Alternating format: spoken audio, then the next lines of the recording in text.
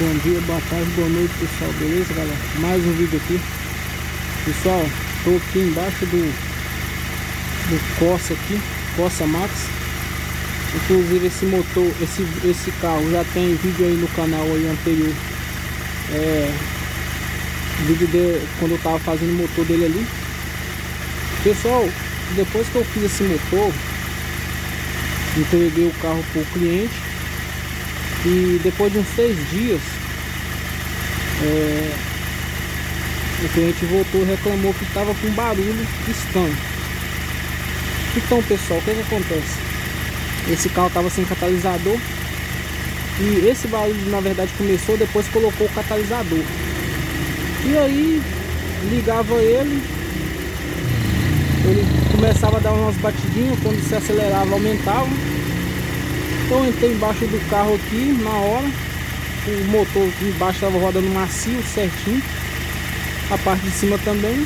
E ele reclamou também que quando aumentava a velocidade, colocava uma quarta, quinta, aumentava o barulho. Ficava essa bateção. Pessoal, eu entrei debaixo do carro aqui, descobri qual é o barulho, para ver se está passando por isso aí. Né, pessoal? O carro termina de... acaba saída aí na oficina aí. E às vezes faz esse barulhinho. Porque na hora de estar fazendo o motor, a gente mexe na descarga. Descobri aqui, pessoal, que o barulho que está vindo debaixo desse carro é aqui, ó. Vou mostrar para vocês aqui, ó. Aqui tem essa volta dessa malha aqui, ó.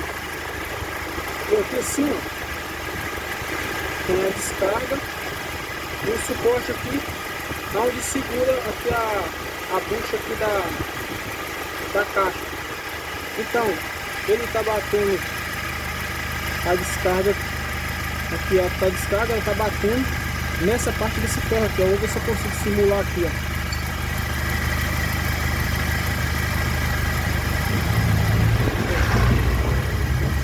Ó, não sei se vai dar para vocês ouvir aí, ó.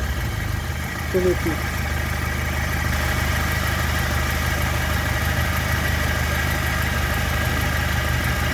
Ó, fica assim, ó, o barulho, ó. Então o que acontece? Quando colocava uma quarta ou uma quinta, que o motor, né, pegava talvez uma subida, a descarga, que o motor se forçar mais, ele vai vibrar mais. E aí aumentava o barulho aqui. Então, pessoal, o barulho aí é só isso aqui, a descarga pegando na parte do suporte aqui da caixa de marcha. Beleza, pessoal? Talvez você tá com esse barulho aí, não consegue achar aí. Dá uma olhada aí na descarga aí. Beleza, pessoal? Valeu!